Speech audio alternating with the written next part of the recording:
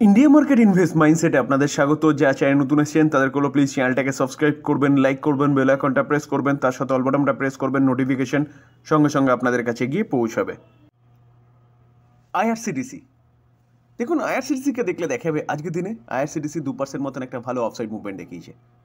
যেখানে আইআরসিটিসির বিজনেস কি দেখুন, এই কোম্পানিটা ভারতীয় রেলের একমাত্র কোম্পানি যেই কোম্পানিটা টিকিটিংয়ের বিজনেস করে, অনলাইন টিকিটিং, এবং তার সাথে সাথে ক্যাটারিংয়ের বিজনেস করে, যেখানে এই কোম্পানিটার কম্পিটিটার কেউ নেই বললেই চলে।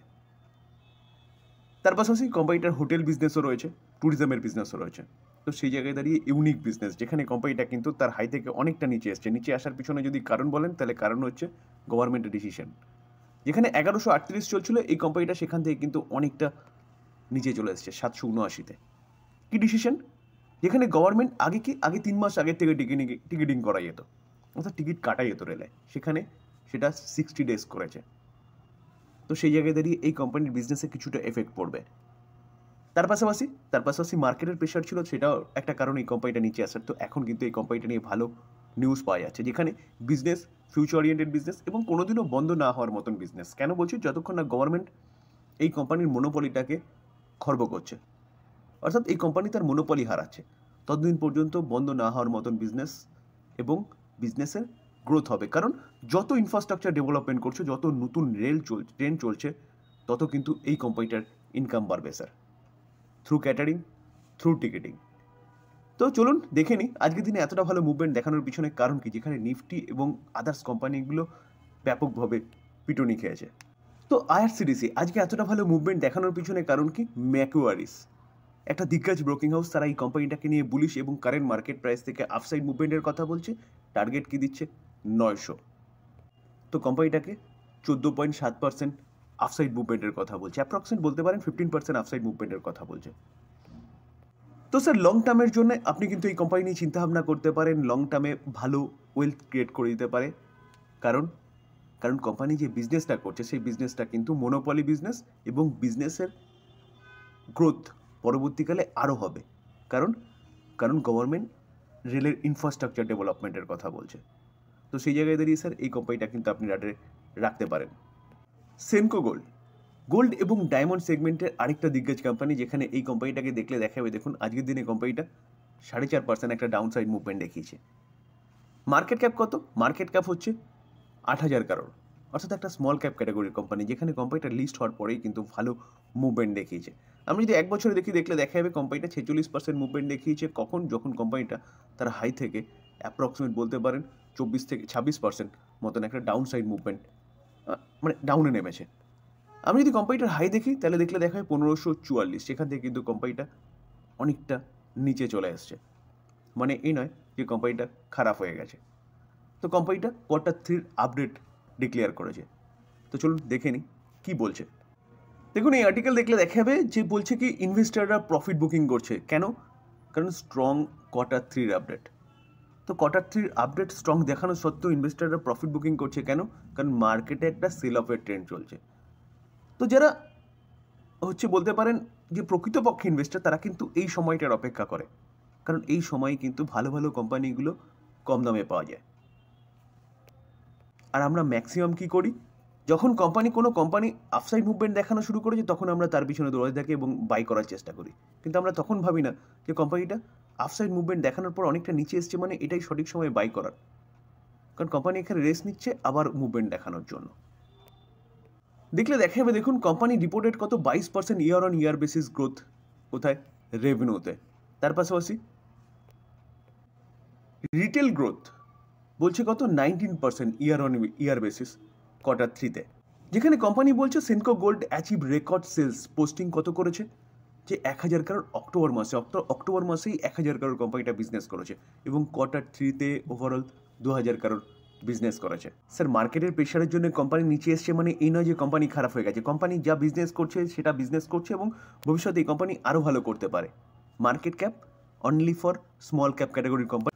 আমরা যদি মার্কেট ক্যাপ দেখলে দেখা যাবে এই কোম্পানিটার মার্কেট ক্যাপ কত? 8,000 কারোর। তো 8,000 কারোর যদি আস্তে আস্তে 80,000 কারোরে হয়, তাহলে এই কোম্পানি কিন্তু এখান থেকে কয়েক গুণ রিটার্ন বানিয়ে দেবে। Business model well and good এবং লং টার্ম সাস্টেনেবল বিজনেস। কারণ জুয়েলারি এমন একটা জিনিস যেখানে এর ডিমান্ড কন্টিনিউয়াসলি বাড়বে। তো এই জায়গায় দাঁড়িয়ে কিন্তু এই কোম্পানিটা আপনি রাডারে রাখতে পারেন। হাই থেকে অনেকটা নিচে এসছে, ভবিষ্যতে এখান থেকে মাল্টিব্যাগের রিটার্ন এই কোম্পানিটা বানিয়ে দিতে পারে। আমরা যদি 5 বছর রিটার্ন দেখলে দেখা যাবে, দেখুন কোম্পানিটা 165% রিটার্ন দিয়েছে। যদিও বা কোম্পানির 5 বছর পূর্ণ হয়নি, 14 জুলাই 2023 কোম্পানিটা এসছে, অর্থাৎ বলতে পারেন 1.5 বছর কোম্পানিটার বয়স হয়েছে।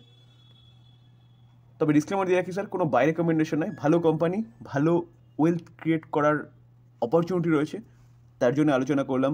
এবার চিন্তা ভাবনা আপনার, আপনি কি করবেন, বাই করবেন কি করবেন না, টোটালি আপনার ডিসিশন। কাইনিস টেকনোলজি কোম্পানিটাকে দেখলে দেখাবে, দেখুন আজকের দিনে 1.22% একটা ডাউন সাইড মুভমেন্ট দেখিয়েছে। অ্যাট ফার্স্ট কোম্পানিটা কাজ কি করে? কোম্পানিটা টেকনোলজি সেগমেন্টে কাজ করে, বিশেষ করে ইলেকট্রিক্যাল টেকনোলজি সেগমেন্টে, যেখানে ইলেকট্রনিক ইকুইপমেন্ট কোম্পানিটা তৈরি করে। এবং তার পাশাপাশি কোম্পানিটা কিন্তু এখন সেমিকন্ডাক্টর নিয়েও কাজ করছে, যেখানে সেমিকন্ডাক্টরের ডিমান্ড কন্টিনিউয়াসলি বাড়ছে। গভর্নমেন্টও চেষ্টা করছে আমাদের দেশকে সেমিকন্ডাক্টরের হাব তৈরি করার জন্য, এবং ইম্পোর্ট কমিয়ে এক্সপোর্টের ওপর জোর দিয়েছে সরকার। তো এই কোম্পানিগুলো ভালো কাজ করছে, যার জন্য কোম্পানিগুলোকে দেখলে দেখা যাবে কোম্পানিগুলো কিন্তু ভালো রিটার্নও জেনারেট করে দিয়েছে। এক বছরে কোম্পানিটা 155% রিটার্ন দিয়েছে। ভাবতে পারছেন, এক বছরে 155%।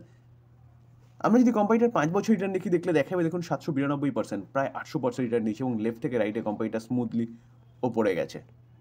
যদিও বা কোম্পানির বয়স এখনও 5 বছর হয়নি। কেন? 25শে নভেম্বর 2022 এই কোম্পানিটা কিন্তু লিস্টেড হয়েছে। তাহলে বলতে পারেন 2 বছর হয়ে জাস্ট 2 বছর 2 মাস মতন বয়স হয়েছে। তো সেখানে কোম্পানিটা এতটা রিটার্ন বানিয়ে দেওয়ার পিছনে কারণ কি? কারণ কোম্পানিটার বিজনেস, যেখানে বিজনেস ফিউচার ওরিয়েন্টেড বিজনেস করছে। তো এই কোম্পানিটাকে নিয়ে ভালো একটা নিউজ পাওয়া যাচ্ছে। তো চলুন নিউজটা অ্যাট ফার্স্ট দেখে নিই।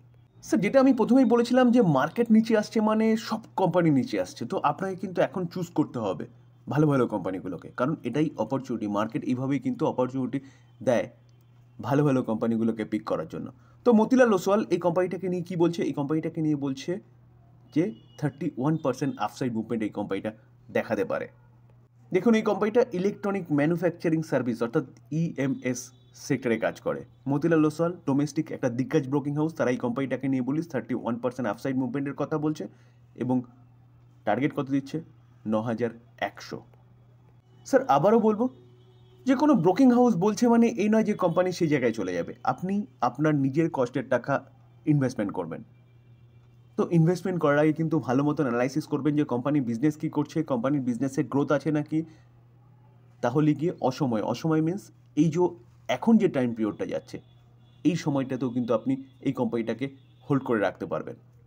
কারণ যখন প্রতিদিন সকালবেলা উঠে দেখা যায় যে পোর্টফোলিও লালের পর লাল হচ্ছে, আরও আমার ওয়েলথ উড়ে যাচ্ছে, তখন কিন্তু এই কোম্পানিগুলোর বিজনেসই আপনাকে কনফিডেন্স দেবে কোম্পানিগুলোকে হোল্ড করার জন্য।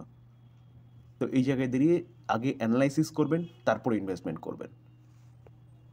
স্যার, ইউনো মিন্ডা অটো ইনসুলেটরি সেগমেন্টে একটা দিগ্গজ কোম্পানি বলতে পারেন, যেখানে কোম্পানিটার মার্কেট ক্যাপ কত? 61,000 crore, অর্থাৎ একটা লার্জ ক্যাপ ক্যাটাগরি কোম্পানিতে এই কোম্পানিটা কিন্তু প্রবেশ করেছে। যেখানে এই কোম্পানিটা স্মল ক্যাপ না মাইক্রো ক্যাপ থেকে শুরু করেছে, আস্তে আস্তে স্মল ক্যাপ, তারপরে মিড ক্যাপ, এবং এখন লার্জ ক্যাপের দোরগোড়ায় পা রেখেছে। তো আজকের দিনে এই মার্কেটে দেখলে দেখাবে এই কোম্পানিটা 3.5%-এর ওপর একটা ভালো অফসাইড মুভমেন্ট দেখিয়েছে। যেখানে কিছুদিন আগেই কিন্তু আমি এই কোম্পানিটি আলোচনা করেছিলাম, যেখানে এই কোম্পানিটা কিন্তু আন্ডার ভ্যালু চলছিল, এবং বিজনেস মডেল নিয়ে আলোচনা করেছিলাম, ক্লায়েন্ট কী আছে আলোচনা করেছিলাম, ডিটেলসটা নিয়ে আলোচনা করেছিলাম। যারা দেখেছেন তারা জানেন। তো এই কোম্পানিটা কিন্তু আপনি লং টার্মের জন্য ইনভেস্টমেন্ট করতে পারেন। লং টার্মে এই কোম্পানি এখান থেকে ভালো পারফরমেন্স দেখাতে পারে, যেখানে কোম্পানি তার হাই থেকে অনেকটা ডিসকাউন্টে চলছে। 1255 হাই মেরেছে, সেখান থেকে কোম্পানি চলছে কততে? 1105-এ। তো স্যার, লং টার্মের জন্য কিন্তু এই কোম্পানিটা আপনি রাডারে রাখতে পারেন।